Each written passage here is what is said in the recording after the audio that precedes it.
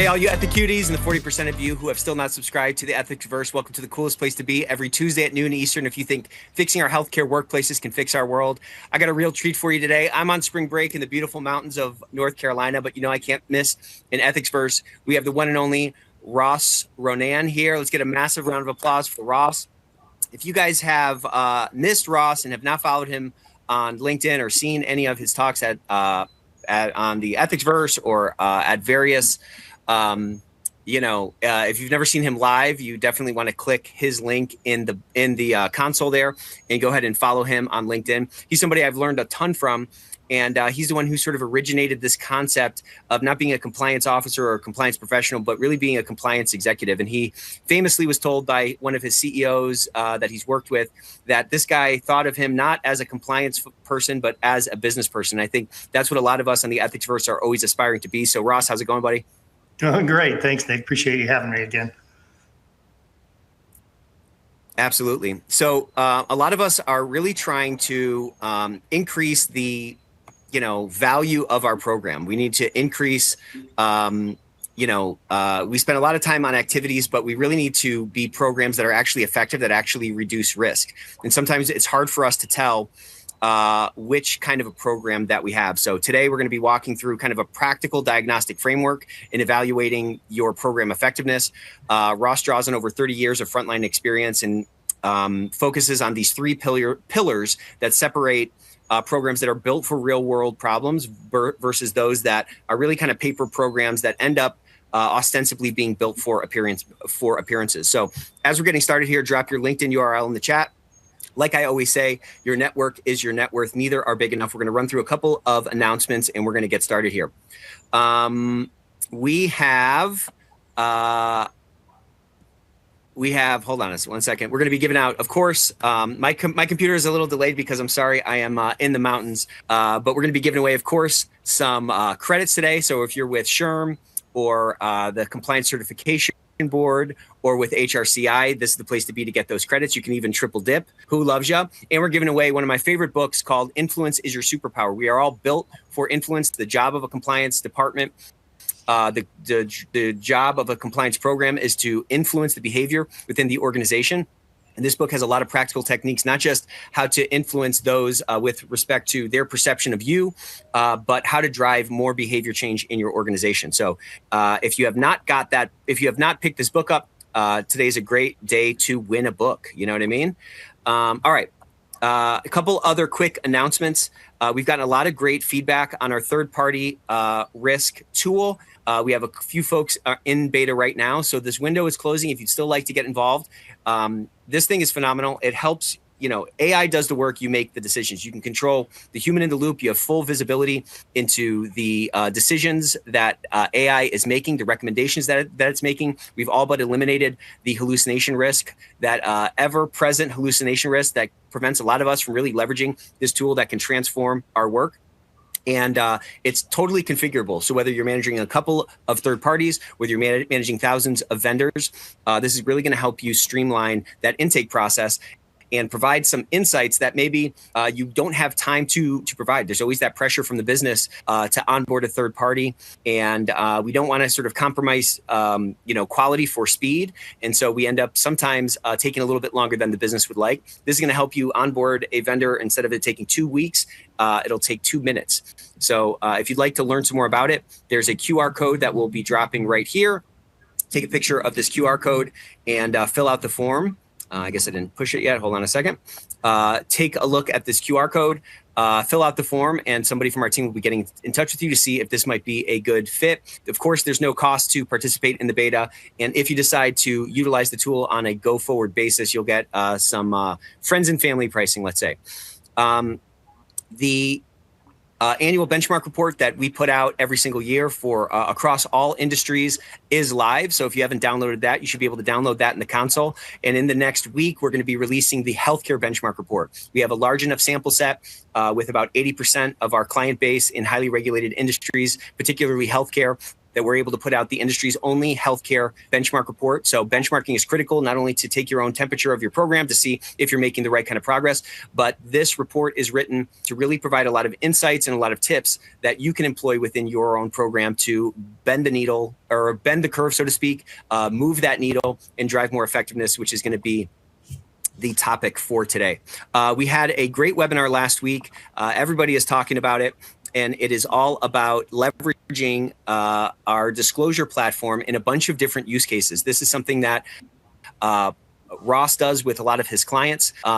We quoted Ross in the webinar. If you missed it last week, it's up on YouTube. But we quoted him as saying, and this is, of course, a paraphrase because it's hard to capture his genius word for word, but one of the most important aspects of any program is an enterprise-wide disclosure tool. And when he's talking about is expanding the sort of scope or the aperture of what a disclosure is. A hotline is a disclosure. A form that's filled is a disclosure.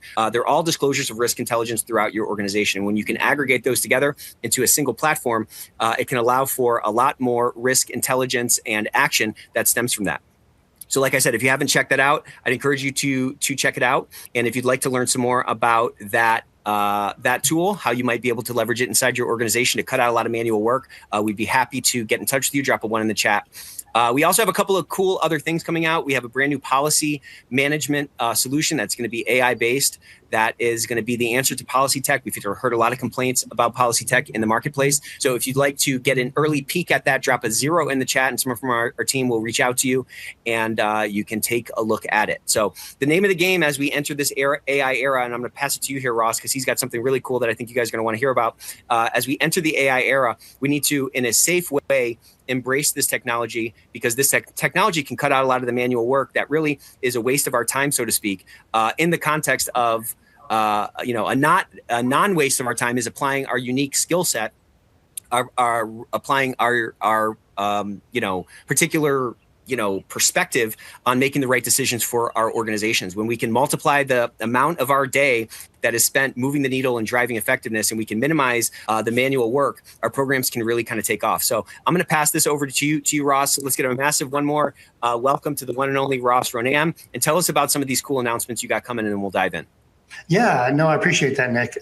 So we are rolling out, we're a very AI-focused company, forward-focused company. All of our employees are superhuman certification through Uncommon Uncommon Business. And so they've all taken extensive AI certification pieces and courses so that they know exactly what they're doing and how to actually use it. And so we are rolling out Ronan Compliance Assistant, and this is an AI-backed assistant that is essentially going to allow compliance executives to ask questions about compliance matters. We call them compliance triage, making sure that you understand what is a compliance matter, what's not, as well as what do I do with the compliance program? What do I do with my disclosure program? What happens if I want to do a risk assessment? What does that look like? Do I need to use something like Ethico's risk assessment? Do I have to develop something else? So this will really ask the question, get the answer, and really get that effective response that you would be getting if you came to me or came to our company, because we use all of our extensive history, our 30 years of knowledge. We see multiple clients a year. We deal with multiple things and odds and ends that are out there that can really provide a lot of guidance. So we are opening that up to the wait list, and we're starting that today. We have posted it through LinkedIn, as well as if you sign up to be on the wait list, we'll put you on there and provide additional information. So we're looking forward to rolling that out. So I got a sneak peek of this thing, and it's absolutely phenomenal. I could kind of visualize the kind of impact that can have on a program. So many times we just need a little bit of advice. We need a little bit of perspective, because we're just faced with we're bombarded with so many decisions and so much noise. Really, this tool helps you kind of get the signal out of the noise, and again, direct your efforts toward the things that are going to move the needle most. So I just can't say enough good things about Ross Ronan's organization, and this tool in particular, I think, is going to be a real needle mover for those who get on the wait list. So I encourage you to check that out. And any other announcements, or should we jump in here? Let's talk a little bit about your organization for those who aren't familiar with it. I think I skipped the slide too fast here. Sorry about that. Oh, that is what we talked about. So Ross helps organizations from a fractional perspective. So he can come in and be a fractional chief compliance officer. He can come in for projects, whether those are implementations or program assessments. I hope I'm not speaking out of turn here, but they have, again, I can't say enough good things. I've just learned so much from Ross in terms of bridging the compliance needs in this highly regulated field that is healthcare to the business needs of every business in this space. So with that, Ross, you've had 30 years of experience inside healthcare organizations. Like, what is the common thing that you see most compliance programs get wrong in terms of measuring their own effectiveness? Yeah, I think there's a big difference between what does it mean to have a compliance program. You called it a paper compliance program. We call it a bookshelf program, right? You actually buy your policies, you put all those things together, and you stick it on a bookshelf, and you're like, here, it's right there, and we need to go use it. And a lot of the times when we get in our executive compliance committees or our board meetings, we talk a lot about this is all the things that we're doing. These are all the issues we're handling. These are all the audits that we've done. And what's not been done is really looking at how you're reducing risk, how you're reducing exposure, how you're reducing compliance exposure for the company. And I think that's really where we get into a problem, is we want to talk all the time about all the things that we're doing. And I tell my staff this. I've told people that I've managed for hundreds of staff over the many years, as well as colleagues. If you're sitting there telling me how busy you are, you're not that busy, because you have too much time to tell me how busy you are. I want to know, you have results? Do you have stuff that's, being resolved? And stop talking about all the activities that you have, right? I mean, the common pattern is just being this, talking head to all these people and telling everybody what you're doing versus going, how do we fix it? How do we make it act? How do we make it a thing that reduces our risks, right? And I think that's really, building a program to prove that you're busy is not where you need to be.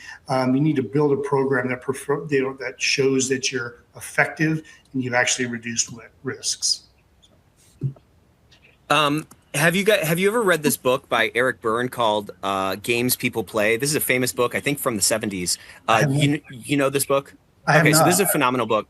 And it talks about this framework of a child state, a parent state, and an adult state. And we tend to kind of bounce between these different states. And those different states, these different postures, or these different sort of mindsets really influence the way that we communicate. So if you think about a child state, you're sort of speaking up to somebody that has power. Just kind of picture a child speaking to their parent. That's a very sort of a weak state. We want to get to that adult state where we're sort of talking across the table. And what I find is that programs that tend to kind of oversample or overfocus on the activities, to your point, like, oh, look how freaking busy I am. It's almost a way to kind of justify their existence, as opposed to being in that adult state where we are adding value, we're talking across the table to the other person. We, of course, have sort of digested and we feel in our heart that the role that we have is important, not that there is this sort of underlying objection to our own existence. And I think when we can let that child state kind of evaporate away, and we can recognize that, to your point, we have the potential to be a compliance executive, as you call it. We're a partner to the business where we have a unique perspective. We have a unique risk mitigating function within the business, and we bring a certain skill set that not any other department has to add more value to the business. It's easier to live in that adult state and thus not focus on justifying our existence, but rather focus on the value that we can add. And like you said, fixing things. Being busy is not an indication of anything other than the fact that you're busy. So we're going to talk a lot more about that. But like so many things in life, I think a lot of what you're kind of referring to here in terms of what a lot of compliance programs get wrong is rooted in a mindset issue. What would you say about that? No, and I got to pick up the book because I need to explore that a little bit more. But it's the same concept that we've created our podcast, which is called the Compliance Advantage, right? And I think it's the idea of saying, I have a compliance department that sits over here and is reactive to stuff versus I'm looking at compliance as an advantage for an organization. How do I make it better? How do I have results-driven opportunities? How do I not just tell everybody I'm in the background doing stuff? Because no one needs to know what you're doing. I mean, it's okay that no one knows what you're doing as long as you're getting results and you're showing that you have an advantage to the organization. That's really what's going to drive the effectiveness of the program. It's not about how many calls did you receive and how many investigations did you do and how many policies and did you do your quarterly audits. I mean, there's all kinds of other aspects behind all those that are more effective than and creating an advantage than just doing the work. Yeah, and not to like beat this dead horse. I don't think the horse is dead yet, as a matter of fact. But like, when do you hear in your life somebody apologizing for how busy they are? It's like when I'm at a restaurant and like I'm getting bad service or it's taking a really long time. At the end of the day, I just want a good dining experience. At the end of the day, I just want to bring my family out to dinner and have a nice time together and so forth. Their busyness is kind of not my concern. Like I care about the outcome, the impact that this, this dining experience is going to have. So we have to not be in this sort of running around with our heads cut off type of mentality and, making excuses. I mean, talking about busyness, I mean, I guess we can have spend the whole hour talking about this. I promise we won't. But spending all of our time talking about busyness, those are a bunch of words that are not talking about the impact that we're having on the business or how we're connecting to the objectives of the organization and so forth. So you came up with these 3 pillars. I want to kind of talk about those 3 pillars. And I want to kind of define them a little bit, and then we can kind of dive into like what the right lens is for evaluating our real world performance in the context of these 3 pillars. So I'd love to say that I came up with the 3 pillars, but we just renamed some of the pillars from the OIG and their requirements, right? So we call it leadership, we call it disclosure program, and then we also call it auditing and monitoring, which is just like the OIG. But we really wanted to put a more definitive kind of purpose behind it. And these are the 3 different areas that really every time I come in and I see something go wrong, it breaks in one of these 3 things. It doesn't break in policies, it doesn't break in training, it breaks in leadership, it breaks in disclosure program, or it breaks in auditing and monitoring. And the way that I think about it is a couple of different ways. And I think about things like a car, and it's not because I'm a car guy. I mean, I used to be a car guy. I used to like those, but I don't care too much about them now. I use it because everybody drives a car. Most everybody drives a car. They have driven a car. They know what it is. I could attribute this to cardiothoracic surgery too, but maybe people don't really know about that. But you've driven a car, right? And so when I look at it, it's like leadership behavior. There's a driver behind a car, right? And I don't know if you've ever driven a race car, Nick, or not, but I had the greatest opportunity to drive a race car. And it's a great story. Hopefully it's not too off point, but I don't think it is. And I started going around the track and I was just kind of doing it by myself, whatever. They pulled me over and they said, okay, let's get in this other car and let me teach you how to drive. And this is early on in my career.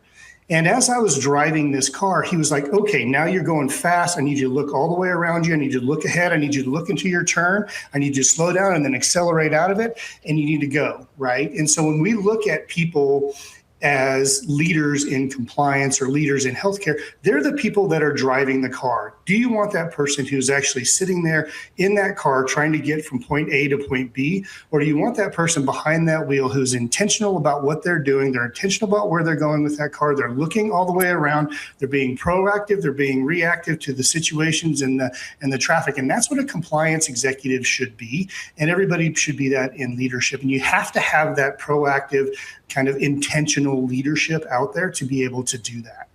When you look at the disclosure program, do you want me to stop there? Do you have a comment on that? No. Well, let's just pause on that because I think there's a lot in what you talked about. I think a lot of us who are struggling with pointing to the effectiveness or pointing to, proving out whether we're being effective, we're kind of ostensibly thinking about our program or, operating our program as if it's a train on the tracks. And that's not really what it is. We have a lot more control over when to decelerate, when to accelerate. There's, it's like, we're like F1 racers more than anything. And I think, I'm sure that when you first got into a race car versus after you started to digest and sort of implement some of those frameworks that coach put into place, you were driving that track way different. You were looking at a line to take and you were looking at where you can accelerate and where you should brake and kind of seeing, around the curve like we talk about. I think it's a great analogy because it's something that we should be aspiring to do as compliance professionals. And I think the more we start to do that, the easier it comes to, quote unquote, justify our like it just becomes second nature. That's how you kind of elevate to that position where they're like, I'm not even thinking about this person as a compliance officer. I'm thinking about them as a business partner because they are a business person kind of first. You create that strategic advantage. And that's what we need in compliance. We need to create a strategic advantage. We don't need to be just trying to get from point A to point B, checking the box, which I hate that term, and putting this, program on the shelf. Right. Okay. So let's kind of pivot into the second one, the disclosures piece. So second one's disclosure program. And to me, that's the gauge of the car, right? It's actually a window to the soul of the company. It's the window to the soul of the car. I can see if it's overheating. I can see how fast I'm going. I can see, what my water temperature is. I can see my battery life. I can see all those things on my dashboard. And that's what a disclosure program is. It's a window to what's happening within an organization. If you don't know what the employees know, if you don't know what the providers know, if you don't know what the patients know, you don't know what's going on. Just like if you're driving a race car, you're driving a normal car and you don't have a speedometer, or you don't have you don't know what's happening underneath that hood or with that car. It's the same concept with the disclosure program. And it's so important to create these open lines of communication from the OIG because they're really looking at, do you want to know? Do you want to blow this thing up, or do you want to fix things that are happening and prevent them from happening when they go forward as your window into the organization? So it's really important to be able to have that disclosure program up and running up front so you know what's happening underneath. So it might be because we have this kind of an offering that I feel like I have a very sort of wide view of what a disclosure program is, but I'm surprised at how often I talk to a client or a potential client who sort of myopically looks at disclosure program in the context of the singular focus of conflict of interest. Let's just kind of like double click on this definition, because I think opening that up can then open your mind to a lot of different use cases. Like a quick example that we have is we have a couple of clients who I think are really building the type of effective programs that are not only defensible from a sort of outside scrutiny perspective, but defensible from like in terms of the value that they're providing to the organization. They're using it for all kinds of stuff. They're using it for incidents on the hospital floor. They're using it for another disclosure for patient feedback. You know what I'm saying? Like there are dozens of things that your particular business, there are dozens of like little buckets of risk that, to your point, if you're not getting visibility into it, it's hard to point to A, the benefit that you're providing to the organization, but B, it's hard to really make sure or to kind of validate that you're making the right bets with your time on the things that are most important to the organization's mission. So talk to us a little bit about this, like this disclosure definition, because I think it is very revolutionary. And I think once people kind of get it, they can start to see, oh, wow, I can just sort of put up a form for this, or I can kind of do a campaign on that and get some more of that sort of risk intelligence visibility across different dimensions of the business. Yeah, no, I've heard this term of disclosure report or disclosure program is related to a conflict of interest. Okay, that's great. Conflict of interest has a lot of issues associated with that. There's some business intention behind it. But if you really look at the word disclosure, it is, I'm telling you something about something that I know. It's not I'm telling you about something that I have a conflict of interest in. It's telling you about something that I have information on that I need to disclose to you. And it comes in a variety of ways, whether it's through the hotline like you guys provide, whether it's through a web intake portal, whether it's through an email to the compliance officer, a text message, whatever it may be, that is a disclosure to the company. And if you think about the disclosure program in a broader term outside of conflict of interest, I mean, you can use this across all the requirements from a program, whether it's HR, incident reporting, whether it's financial reporting. I can't tell you how many times I've been called into the CFO's office and they're having their annual financial audit, which has nothing to do with us, right? It has everything to do with their financials. And I literally have to go, they go, how do you know there's not fraud and abuse in the financial industry within your company? How do you know people aren't stealing the P cards or the corporate cards? How do you know what's going on? And I say, because we have a disclosure program. It's not compliance, it's everybody. And we tell everybody, if you have a financial issue, call it in. It's underneath the category. Put it right there. We have all of these things. Can you tell me all the financial ones? I absolutely can. Go to Ethico, pull it down. Here's all your financial issues, right? And so I can help the other, because we run it, right? I can help the other departments with their needs as well, because somebody is telling you something about the company that's really important. And that's really why we call it a disclosure program instead of a hotline or a helpline or whatever it may be, because it's not just compliance. It's a window to the soul of the company in all the departments.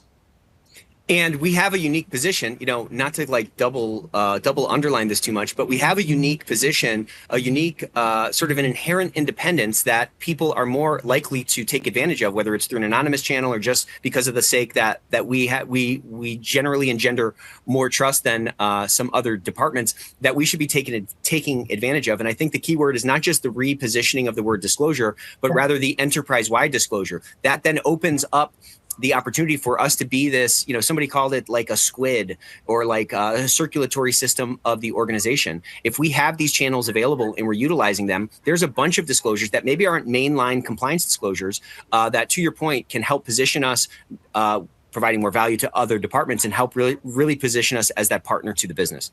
So I love that. And I think that that's so smart. So we talked about leadership. We talked about disclosures. We're going to double click on these here in a second, but let's kind of talk a little bit about this third pillar, this monitoring pillar. Yeah, the monitoring piece of it, going back to the car analogy is, you're taking your car in to the mechanic. You're seeing, is it really performing? You're getting your brakes changed. You're getting a tune-up. You're getting your oil changed. This is really where the monitoring happens.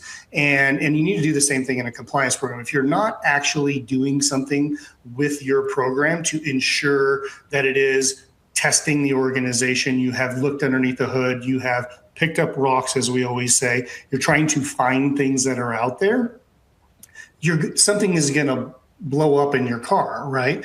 I mean, how often are you sitting around going, oh my God, I hope my brakes don't fail. I haven't got them changed in a long time. Get them changed. Look at them. That's the same thing with an organization, a compliance program. That's why monitoring and auditing is really important, so that you're actually looking underneath the hood, because if you don't, something will blow up. Plus, it's also an understanding that you have a good, healthy company. And if something is wrong, you can mitigate it and you can fix it. So those are the three top things that we just go boom, boom, boom. And then the rest will fall into place to ensure that they are supporting those three top pillars.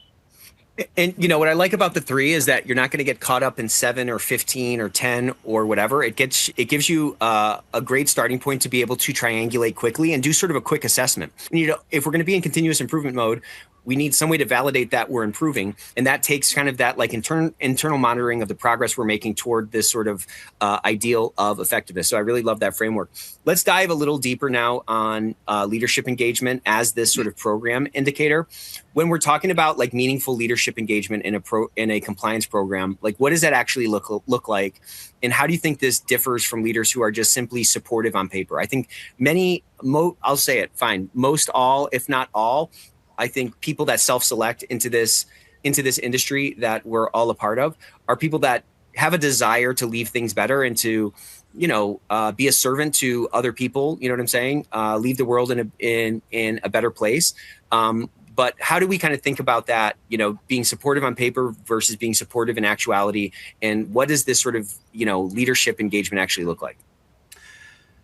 Oftentimes we look at compliance culture, and I really don't like that word. I mean, I think we've overused it quite a bit in our industry.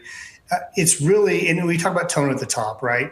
It's really not tone at the top. It's behavior in the middle, right? So yeah, it does come from the top as saying, yes, I support these, but it's how it's being enforced and acted in that middle leadership range that really is going to make a difference, right? And this is where, when something happens, when the pressure cooker's on, right? When there's a pressure on an audit that has a revenue impact to it, what happens when you tell the leadership? What happens when you have that discussion? What happens when you have a high performer, whether it's a good doctor who's performing X number of whatever cases a day or E&M visits or whatever it may be, and now all of a sudden you have to do something with them? What happens then with the leadership? Are they going to stand by it? Or are they going to figure out a way to do it, or they're not, right? And we look at how it's more effective versus just on paper. Are the leaders asking compliance questions without you there, right? Are you compliant even when no one's looking? And that's really important, right? Are they willing to fund and fix the problems that are happening? And they're not out there to get an I gotcha moment. And that's the worst thing that we can do in compliance is go forward and find an I gotcha moment. And I had a CEO, a board member who was a former COO in a big company. And I told him about a compliance issue. And he looked at me and he said, who should we fire? And I was like, that's not the right question we should be asking. We should be asking, how did we get here and how do we fix it? It's not about who we should fire. It's not an I got you moment. I'm sorry, we're not going down that road. And to speak to a board member in that way took a lot of guts on my part, but I'm just like, that's not what we do here. We're here to fix and mitigate things. And if people need to be fired, that's fine. HR can do that. We're here to fix, prevent, detect, and mitigate issues from happening. So what do you think are some practical indicators that we're getting the kind of leadership engagement that we're striving for, right? It's like you said, it's not just sort of tone at the top. It's this mood at the middle. It's kind of, how we react when there's a crisis, let's say. What are some of those practical indicators that we can start to look for to kind of validate where we might be on this sort of spectrum of leadership engagement? I think also looking at some of those red flags is really important too, as well as the practical indicators, right? And if we're looking at news getting filtered up to leadership, that becomes all of a sudden it's issue down here, but all of a sudden when we get to the leadership, it's not. We have a problem in the middle, right? We have a problem with that leadership in the middle that's changing the news, right? And things are always consistently not as bad as they started, and they all get middle managed out, right? If everything looks good at the executive level, then usually things have been cleaned up along the way. And cleaned up is fine, but like cleaned up as being mitigated, cleaned up as being hidden or protected is a whole different issue, right? So those red flags are what you need to look at. Then you need to look at, are we escalating the things in the right manner? Are we calling out compliance issues first, right? And how are we actually bringing everybody together to manage the issues and look at detection, prevention, and mitigation, and not just who's going to be the scapegoat for it. That's good. It's, a few questions that sort of came to mind for me are like, are people asking compliance questions unprompted? That's a good indicator of something healthy.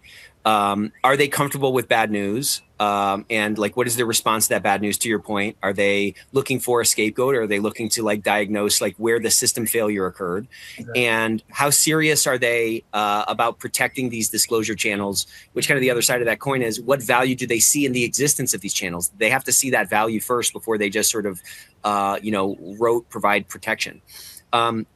So when we're thinking about like, if we feel like our leadership engagement has been kind of performative, right? Leadership, each year they'll say something about the Speak Up program or something like that, as opposed to really being substantive in this sort of gray zone, this kind of middle of the bell curve, the day to day. What do you think are some things that we can do to kind of better shape the leadership's engagement? You know what I'm saying? Like, I think so much of a compliance department's role and a compliance professional's role is to help shape and, curate the type of leadership engagement that is necessary for the program itself to be the effective, value add that it can be. How do we start to kind of do that?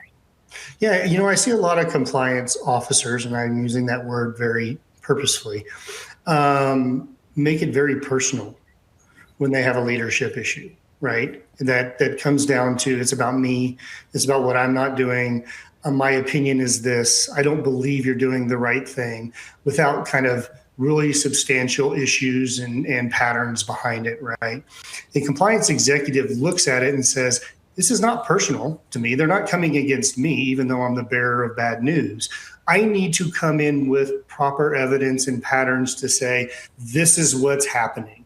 This is how I show what is actually going on with the organization. And it's not about how I feel. The first person says, this is how I feel about it. I don't care how you feel. I literally don't care how you feel about anything. I want to know, do you have facts? Do you have patterns? Do you have something out there? Your feelings don't matter in a business situation, especially in compliance, which is regulatory based, right? Now, you have a gut feeling that it causes you to go investigate something, but if you're giving me an opinion as a leader on that feeling, just don't do it. And then use Yeah, there's no crying in baseball, there's no crying in baseball. Exactly. That's the same concept, right? There's no crying in compliance either. And there's no feelings in compliance either, right?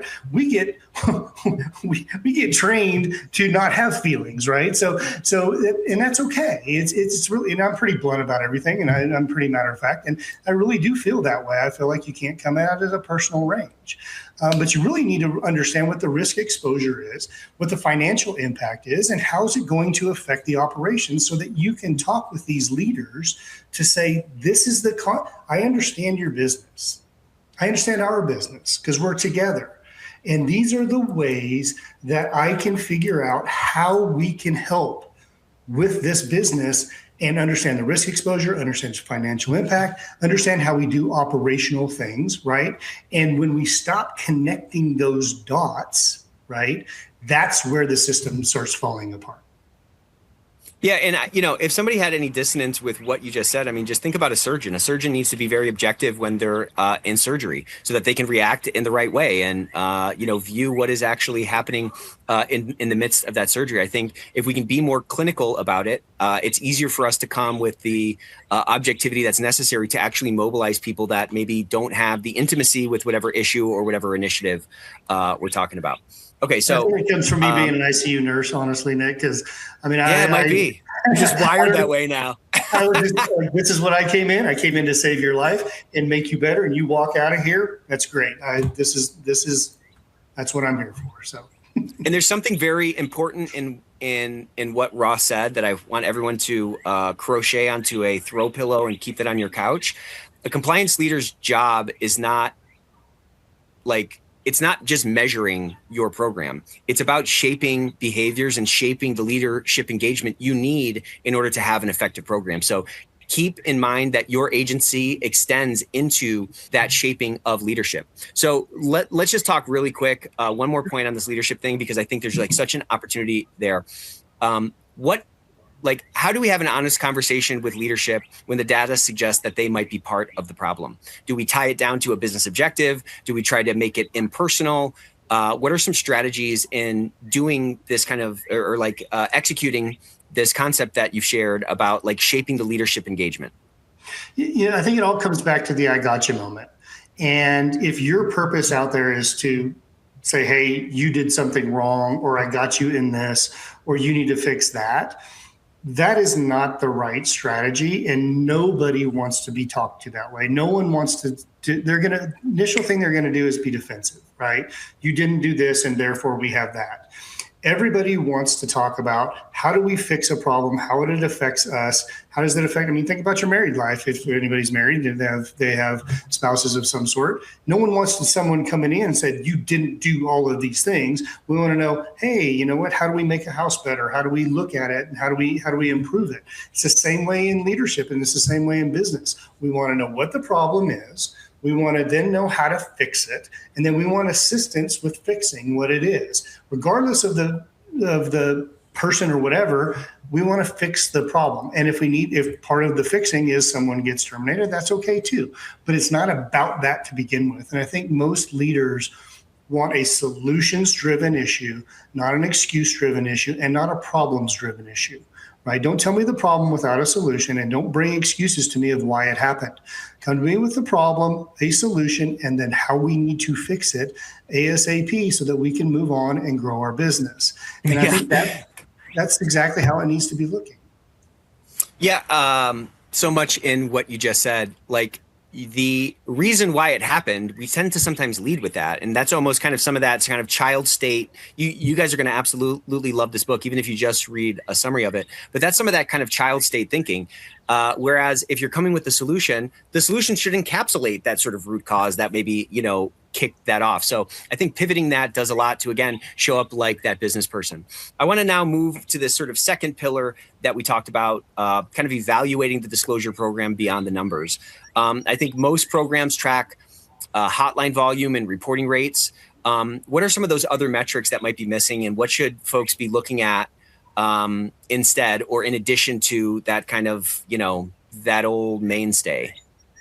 Yeah, I know. I think everybody on this call has has had a board member to say, how many calls did we get this quarter? Or, what did it look like? Or where's the categories? And that, it's probably one of the most least reliable indicator in a hotline is how much it was called, right? It either can be like, okay, we have a high volume where everybody's calling and no one's answering any questions, or we have a low volume where it's not even out there, or no one is even no one wants to call because they're afraid they're going to get in trouble, right?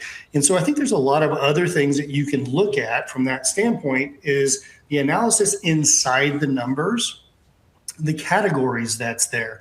Actually, quarter over quarter numbers, I think, is way more important than your quarterly numbers. So you can see if there was a spike here, what happened in the organization.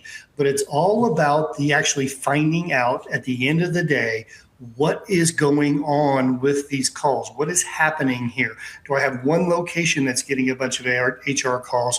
Are they all coming from revenue cycle? And are they all about incident 2? Or this operation out there is having some workplace or workforce issues that are happening? I can then go to HR and go, hey, good, you have these issues out here that you need to actually deal with. So there's so much more information within a disclosure program that you can actually take and employ to make your program effective versus just reporting the numbers. And reporting the numbers is the single problem. You have to do it, so I get it. But unless you're doing something with it, you're a lot less effective than you are just, reporting, oh, we had 50 calls or 150 calls or 1,000 calls this quarter. Well, and implicit in that reporting is some kind of, the audience is deducing something. And many times that's like a single sort of dimension deducement or whatever. I think to your point, when we can start to look at our numbers across different channels, broaden our scope of what a disclosure is, you can start to see correlations and form more fulsome or more robust hypotheses that then could be tested that can drive to actions that might actually move the needle. So I think there's a lot of art, again, we could probably have a whole session on this particular topic and the value that can come from finding correlates between, different sort of pools of data that are part of this broader enterprise-wide disclosure tool that, again, can allow you to show up with some actual insights. Right. I'm always thinking about this stuff on 2 layers. On the first on the base layer is, well, like, what impact are we having on the organization? What things can we point to that kind of prove or validate our effectiveness? But then there's this sort of other kind of unspoken layer that is kind of the job security layer. That is like, how do we elevate ourselves in the view of the other people within the organization so that they know in their heart of hearts that we're adding value, we're on the same team, we all have the same jersey, whatever analogy you want to use, we're rowing in the same direction. And I think when we can come to these conversations with a unique perspective that is valuable to the organization, that can be tied to the business's objectives, strategic goals, whatever, and we're leveraging some of the insights that we only have because we have access to data that only our department has, we can kind of achieve both of those things in, a lot more effectively, I think. So, yeah, go ahead. No, I was going to say, be helpful. Just be helpful. Be helpful. Great. Right. If your job is not to be helpful as compliance, you're not doing the right thing. And being helpful is to the company, it's to the compliance program, it's to HR, it's to finance, to operation. Be helpful and help. Right? Be a resource, be helpful, and provide some very valuable information. So let's say we have some kind of disclosure, process in place, whether it's kind of a single channel like hotline-based stuff, or maybe we've ascended a bit and we're using a bunch of different ways to get more of these disclosures in. How would you assess whether employees actually trust the disclosure process as opposed to just validating whether it exists or not? Yeah, it's a really good question. And I know that there's this whole, OIG is very keen on anonymity. And I think that's really important to have anonymity. But it can show a couple of different things, right? It can show a problem within the organization that everybody's anonymous and all your calls are coming in.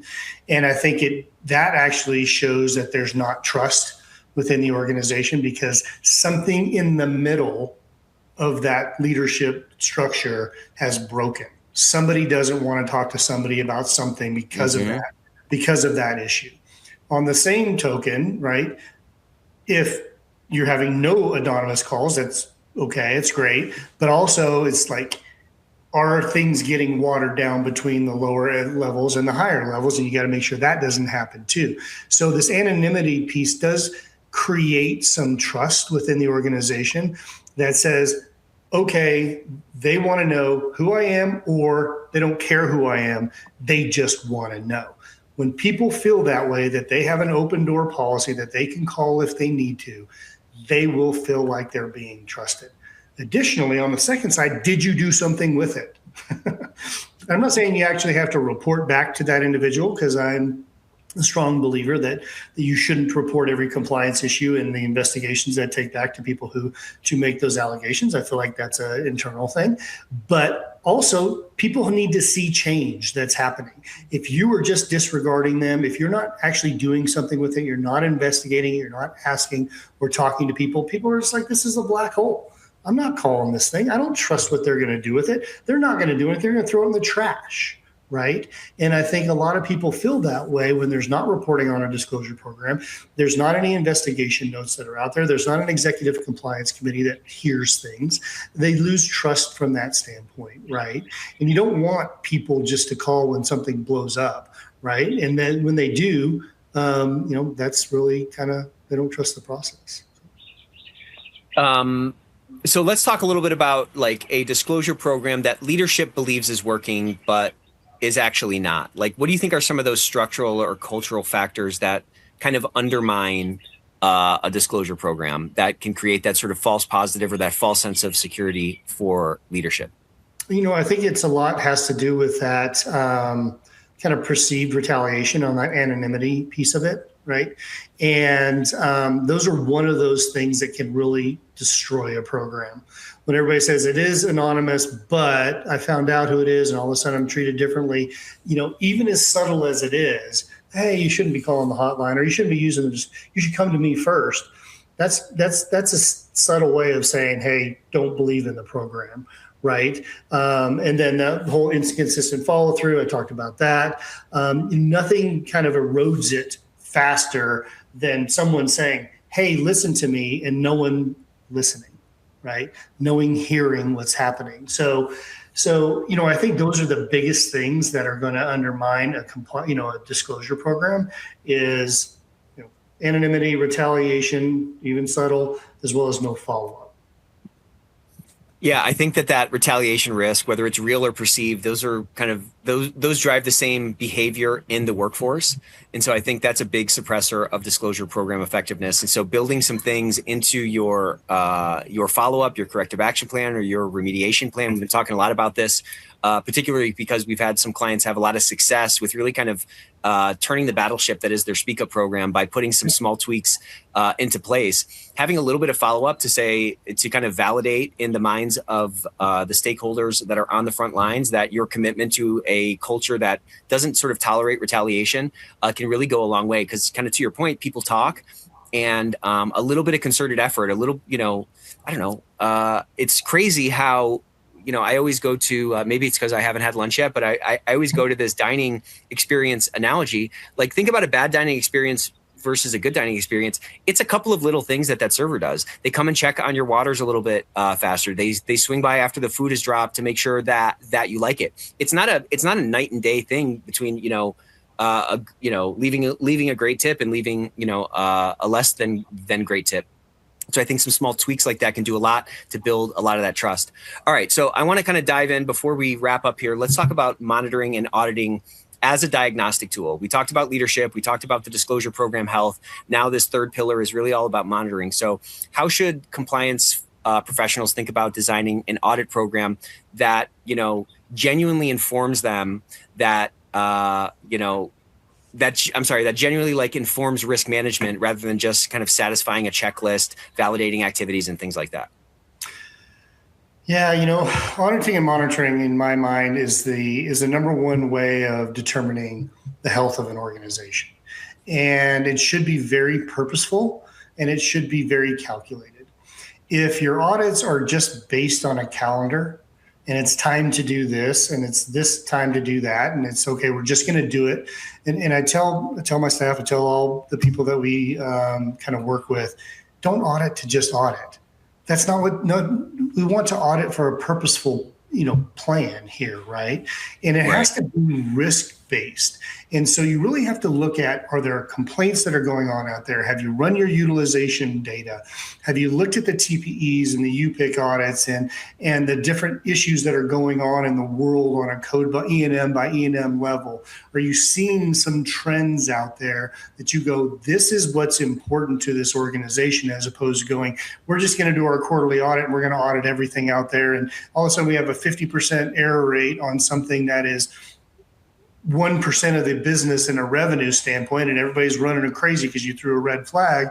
And they go, well, how much is this? It's $1,000 over, a year. And someone says, oh, okay, but we billed $10 million of this code over here. And did you look at that? We didn't look at that one because it didn't come out right, whatever. So you really need to be looking at that risk-based auditing so that you can go, what are the areas that I need to be assessing more often than not? And yeah, you can look at the little ones too, but you really need to be looking at a risk-based, risk-driven auditing and monitoring program. So maybe it's because I'm feeling a little bloated on vacation, but if I was going to start exercising like I will on Monday when I get back, like you don't just want to like exercise and not take measurements, right? Because then how do you know that your exercises are working? But then on the other hand, what are you going to measure? Like, you're not going to measure your finger. You're maybe going to measure a couple of different sort of spots on your body. Maybe it's your waistline, maybe it's your chest, maybe it's your thighs. And maybe you're going to do that on some kind of a cadence in order to validate that the efforts that you're taking to, stop with alcohol or walking more or eating more healthy, whatever, that those are sort of translating into the outcomes that you are driving towards. So I think in that analogy, there's a lot of materiality sort of inherent to it. You're not measuring every single thing, and you're constantly doing it on some kind of a cadence to, make sure that that the efforts you're putting out, your day-to-day program, so to speak, are actually having the impacts that you want. When we're just kind of randomly sampling a code without any look at the materiality of that code, then that does a lot to not only waste time, but I think it does a lot to kind of compromise our competency or our perceived competency with other people inside the organization. So I love that frame of monitoring being one of the most important aspects on, our program moving forward. And I think when we can bring a little bit of that scientific thinking, that kind of hypothesis-based or risk-based approach to it, I think we can cut out a lot of monitoring that doesn't actually move the needle. And again, spend more of our time on the things that actually do. So what do you think the difference is between a monitoring and auditing function that finds problems and one that actually helps the organization improve? Like, how would you sort of sum that up? Yeah, when every audit should find problems, right? And if it's not, you're not doing the right auditing. And I see this a lot where people, we did an audit, and then here's the results. And then I go, then what'd you do about it? What's your mitigation? Right. Are you changing the behavior of something that is happening? And if the answer is no, we didn't do anything. We didn't refund. We didn't do education and training. We didn't do a focused audit on a certain code, or we didn't do any of those things, then you're really looking at an audit program that is just solely picking up rocks. That the OIG doesn't want to see that. Nobody wants to see that. They want to see you picked up rocks, you found something, you did something about it, and then they don't. And I've had this conversation with the government before. It's not about how many times you found something wrong or that you found something wrong that's big. It's what you did behind it that was more important. That was the most important part, because we're all going to have problems. If we didn't have problems in healthcare, we wouldn't exist. Nick, you wouldn't have a disclosure program. You wouldn't have Ethico. We wouldn't have there'd be no compliance officers, right? It's about what you do to fix it, to drive improvements, versus just finding out issues that's there, right? And if leadership that's out there, if they're going to dread your audit or tell you not to do an audit, they're not going to support you to act on them. And that's really where you need to take that position of educating them to say, this is how we need to mitigate so that we can prevent it from happening in the future. Somebody's going to look. It's not if, it's when. It happens all the time. We need to be prepared for that. Yeah, I mean, compliance is this, we talk about this all the time in the Ethicsverse, but it's a specialized risk mitigating function to the organization. And if our mandate is to add value to the organization, we need to recognize that reducing risk in the organization inherently professionalizes the business, inherently adds enterprise value, and that should help steer what we're measuring and what we're doing to fix it. Because to your point, if we're in that child state, I keep going back to that book, the games people play. If we're in that child state, well, then the odds of us sort of stopping after just doing a bunch of activities is a lot higher. If we're in that adult state, where we're trying to add value to the organization, we're trying to increase enterprise value by de-risking the company, then inherent to that finding is that next step of fixing the actual problem. And so, again, I want to keep pushing our industry and keep pushing those of you who are on the call to elevate to this next tier, this like adult state posture, because I think from that spawns a lot of sort of natural next actions. That is what the business actually needs from our department, kind of to Ross's exact point. Again, I'm going to come back to it. Just be helpful. Just be helpful and be a resource. It's that whole joke, hey, it's compliance and I'm here to help, right? It's true. And that should be exactly what we should be saying, even in the audit standpoint, right? Let's go mitigate them. Let's fix these issues. Let's prevent them from happening in the future. So the last 18 months have been particularly hard for healthcare. There have been a lot of challenges. There's been a lot of financial and economic pressure and so forth. So how do you think we can reevaluate or rethink how we calibrate our audit frequency and scope when our resources are limited and risk profiles are constantly shifting? Like, what rules of thumb do you have for this kind of calibration of audit frequency and scope in the context of limited resources that are constantly asked to do more with less? Yeah, I mean, nobody, as far as I know, other than under a CIA, tells you how many times you should be auditing your program, right? I mean, annually they make recommendations. All the OIG guidance is an annual basis. But the idea is, let's audit high risk, high exposure areas, one. Two, make it meaningful. Don't audit just audit, make it purposeful. Are you looking at something? Do you have an issue that you're dealing with? I often will focus on, like, how's the OIG audit? How does a UPIC audit? How does a TPE audit? How's a RAC audit? They take codes and they look at them very specifically based upon utilization. There's so much information we can get from utilization data to say, let's not look at, 10 doctors per year on an annualized basis, and that comes out to be 10,000 records. For what? For what purpose is that, right? That's not necessarily where you need to be. You need to be looking at very focused stuff that is going to put you at an exposure, and honestly is exposing the federal government, right? The federal healthcare program, the CMS trust, right? The Medicare trust fund that's out there. You don't want to be depleting that. So look at the things that affect that the most and actually are going to drive good quality patient care in the long run. Those are the things that you need to be focusing on, and not just auditing to audit, and making sure that you're actually looking at the things that are relevant.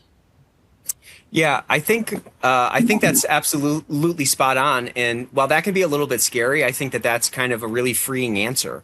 Like, you as a compliance professional, it's all about being, I think it's a lot like being a director for a movie. Like, how do you make a movie? I don't know. If you see a round table, I love movies, but like, if you see a round table of directors, they all have a different process. And even a director that you follow as they talk about, one movie or another movie, there's a whole different set of constraints for this movie over that movie, and getting it made, and working with the different actors and working with the different studios and so forth. So our job is really to be a director and to really solve the problems that are kind of inherent to the situation that we're in.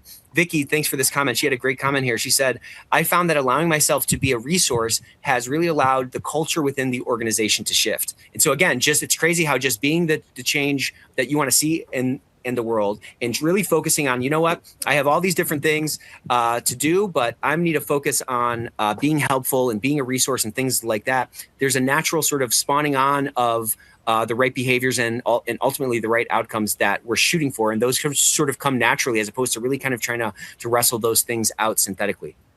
All right, we got a couple of minutes left. I want to kind of close this out by putting this framework to work. So let's say a compliance leader walked away from the session wanting to do one thing this week. What do you think the most useful first step is in kind of applying this diagnostic program to their specific program, to their specific situation?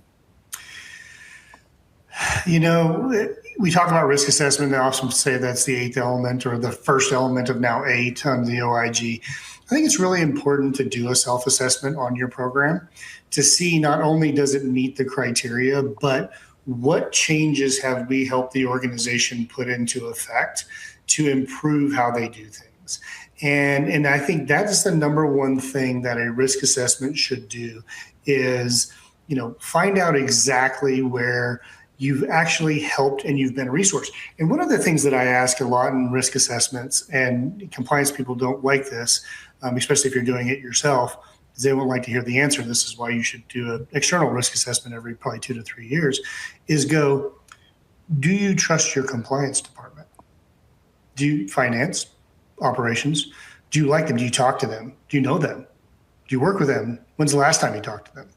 That will really tell you whether or not that there is a partnership, whether there's a collaboration, and you are going to do those risk assessments, you are going to do that collaboration with them. And it can really take the point to say, yes, you're being effective because people listen to you and you're actually making progress. So look at your outcomes, be outcomes driven. I think that's your number one goal. All right, and one last question. Let's get one more emoji exposure for the one and only Ross Ronan. So freaking good, man. So many clips from this. The chat has been very active, and I think a lot of what you said has been resonating with us in terms of how we can direct our efforts towards the things that matter most. So I want to, my one last question is, what's the one thing that most compliance leaders are doing that they should stop doing because it's just merely generating activity instead of producing outcomes? One of the things that I would say is don't be a hammer looking for a nail. And that's not what your job is. Your job's not to be a patrol. Your job's not to be a policeman. Your job's not to do that. And your job's not to be a reporter of information. Your job is to be a gatherer of information, a determination of what is happening, and an outcomes driven executive. And once you start doing that, you'll be actually the compliance executive, and people will see you in a different light as the compliance advantage. Awesome. I love it. Round of applause for Ross. Ross, if people are interested in your AI assistant, how can they get on this wait list? Yeah, in that promo, there was a link to sign up. And if someone's having problems with that, they can message me on LinkedIn, and as well as put a submission through our website. So happy to do that. There should be a link in that slide, but if not, message me on LinkedIn. All right, very good. Join us on Thursday. We have a great session with the one and only Matt Kelly. Thank you so much, Ross. This was an absolute home run. Hope you guys are having a great week, and we'll see you on Thursday. Take care. Thanks.